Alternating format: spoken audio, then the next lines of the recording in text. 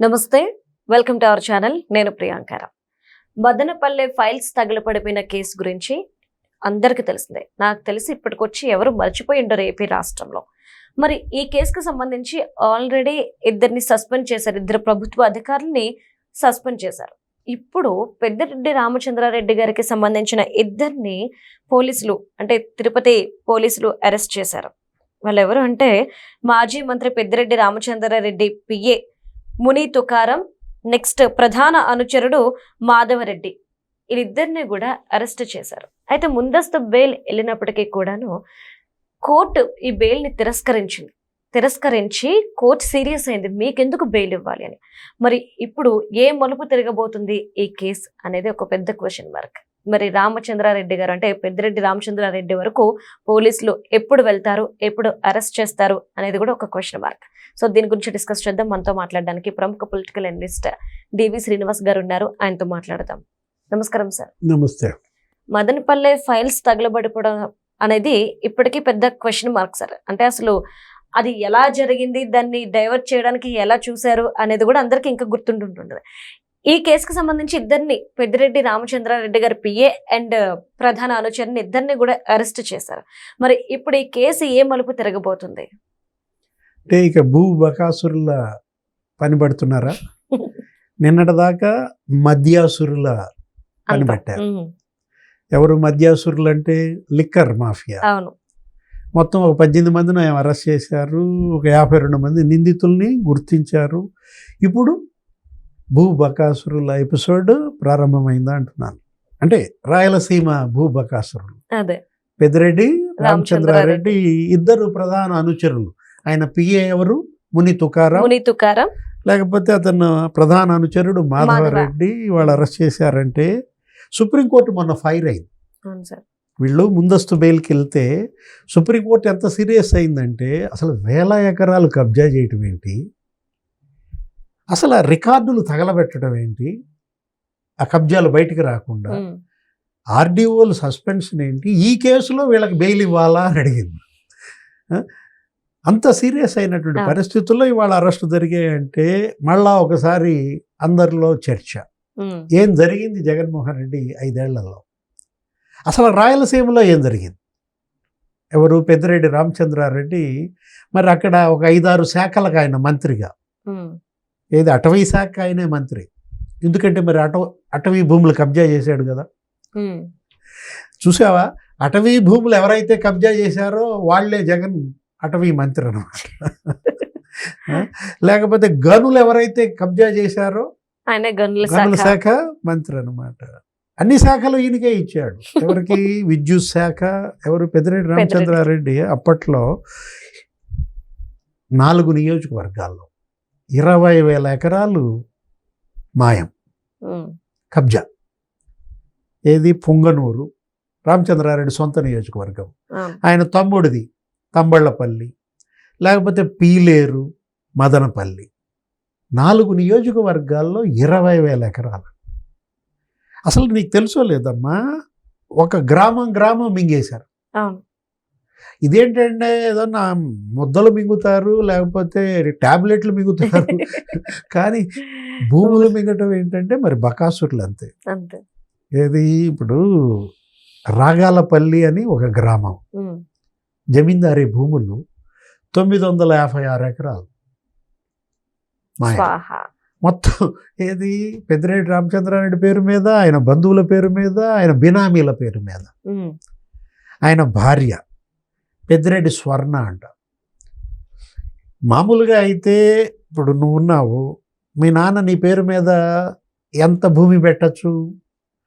ఏదో ఏది మామూలు మాగాణ అయితేనేమో 18 ఎకరాలు, అంతకన్నా ఎక్కువ నీ పేరు మీద పెట్టడానికి వీల్లేదు. మెట్ట అయితే 22 ఎకరాలు పెట్టచ్చు మీ నాన్న నీకు రాయాలనుకుంటే. అది ఒక మ్యాక్సిమం లిమిట్. ఏది? ల్యాండ్ సీలింగ్ యాక్ట్ అనమాట. కానీ ఆమె పేరు మీద ఎంత? 228 ఎకరాలు అంట. అసలు ఎట్లా ఒక వ్యక్తి పేరు మీద 228 ఎకరాలు అంటే చుట్టూ పారిశ్రామిక వాడ, మధ్యలో పట్టాభూమి. ఎక్కడి నుంచి వచ్చింది? అంటే చుట్టూ ప్రభుత్వ భూములు, 22 ఎకరాలు ప్రభుత్వ భూమి, మధ్యలో 7 ఎకరాలు పట్ట, అది కూడా వాళ్ళకే. ఇంకెవరికి ఉండదు. చుట్టూ అడవి, ఏది మంగళంపేట అడవి, అందులో ఒక 75 ఎకరాలు పట్ట.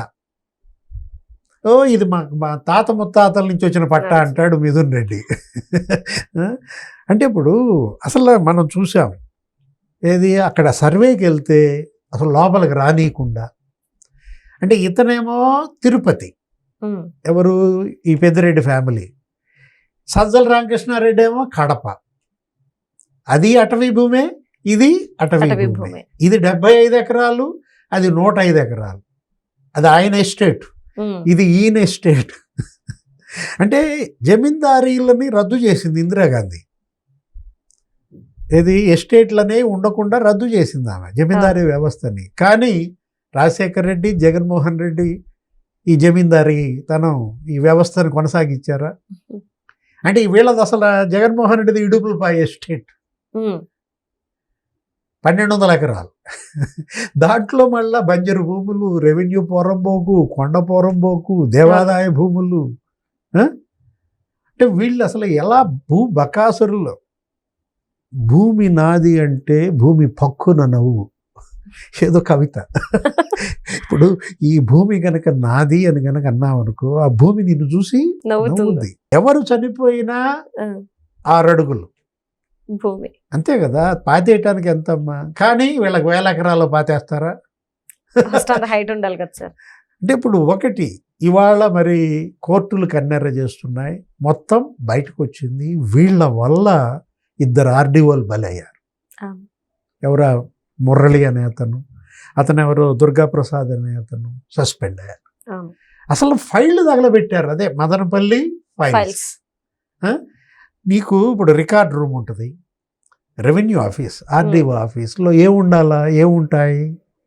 ఫైళ్ళు లేదు, ప్రజల అభ్యర్థనలు, రిక్విజిషన్స్, వినతి పత్రాలు, అవన్నీ కలిపి నువ్వు ఫైలింగ్ చేయటం.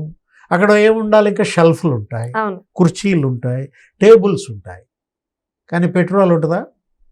ఎందుకుంటుంది సార్? ఆర్డీఓ ఆఫీస్లో పెట్రోల్ డబ్బా ఎక్కడి నుంచి వచ్చింది? 7 లీటర్ల పెట్రోల్ దొరికిందంటే ఆర్డీఓ ఆఫీస్ కిటికీ పక్కనే అగ్గిపుల్లలు. క్లియర్గా అర్థమైపోతుంది ఎవరో తగలబెట్టారు. అంటే వీళ్ళు ఎంత బరి తెగించారు. ఏది వీళ్ళు చేసినటువంటి కబ్జాలు బయటికి రాకుండా ఉండటం కోసం ఫైళ్ళు తగలబెడితే ఏం జరుగుతుంది? అంటే మాసిపోద్దా నువ్వు చేసినటువంటి నేరం? చేసే ముందు ఉండాలి ఆ బుద్ధి.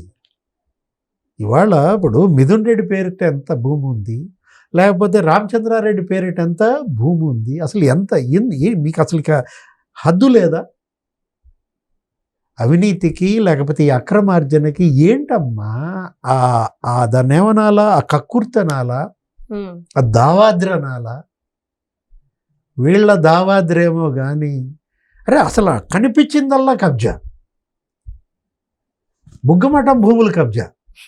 ఎక్కడ? తిరుపతిలో 125 ఎకరాలు. వాళ్ళు ఎవరో పాపం దానం చేశారు ఆ మఠానికి.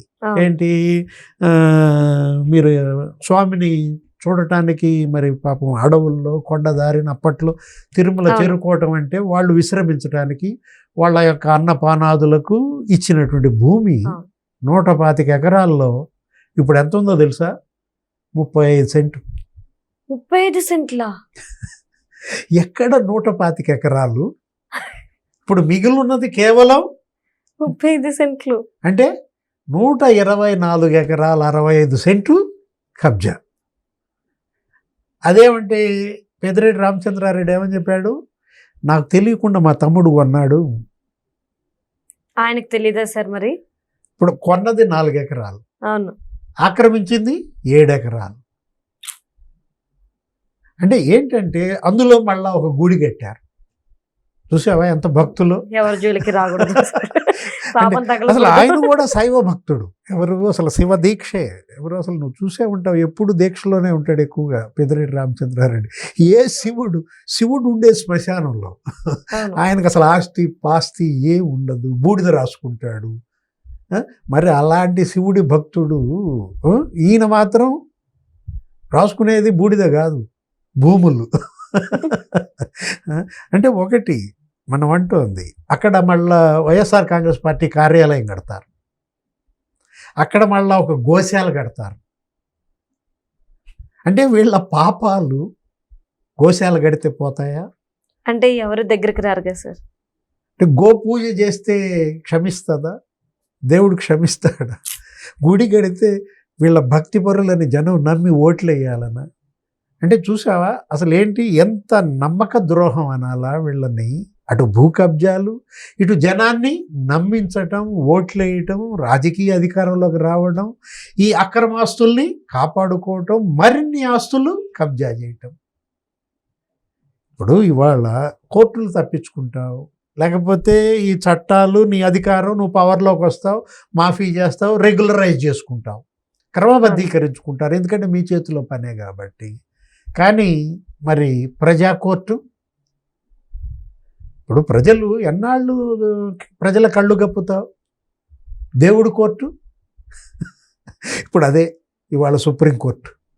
ఏంటి, ఇంత ఫైర్ చేసిన పరిస్థితుల్లో ఇవాళ ముని తుకారాంని అరెస్ట్ చేశారు, మాధవరెడ్డిని అరెస్ట్ చేశారు, అక్కడ ఒక లేడీ డాన్.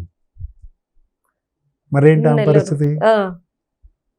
నెక్స్ట్ అరెస్ట్ ఆమెనా? మేబీ. ఎక్కడుంది ఆ సులోచన? లేకపోతే ఒక వైశ్యుడి యొక్క భూమి అంట, ఎన్ని ఎకరాలు తెలుసా? 120 ఎకరాలు. అతని పేరు ఏదో ఉంది, పోపూరి వెంకటేశ్వర్లో ఏదో ఉంది. 120 ఎకరాలు ఒక వైశ్యుడు, వైశ్య ప్రముఖుడు. ఇవాళ సెంటు లేదు, ఇవాళ బిచ్చమెత్తే పరిస్థితి. ఏమయ్యా 120 ఎకరాలు? భూ బకాసురులా? అంటే వాళ్ళు కష్టపడి సంపాదించి వ్యాపారాలు చేసి పూర్వీకుల నుంచి వచ్చినటువంటి 120 ఎకరాలు ఆ వైశ్యుడిది లాగేసుకున్నారే. వీటన్నిటిపైన ఇవాళ లోతైన విచారణ జరపాలి. జగన్మోహన్ రెడ్డి హయాంలో ఆ 5 ఏళ్లలో 13 లక్షల ఎకరాలు కబ్జా అన్నారు. అందుట్లో కూడా 6 లక్షల ఎకరాలు ఎవరి? బీసీ, ఎస్సీ, ఎస్టీ అసైన్డ్ భూములు. మరి జవహర్ రెడ్డి గారి పరిస్థితి ఏంటి? భోగాపురం భూముల కథ ఏంటి? ఇప్పుడు ఈ కథ ఎక్కడ? ఇది రాయలసీమ మదనపల్లి ఫైల్స్. నేను అంటోంది భోగాపురం ఫైల్స్. ఓ ఇదొకటి. Thank you so much sir. నమస్తే.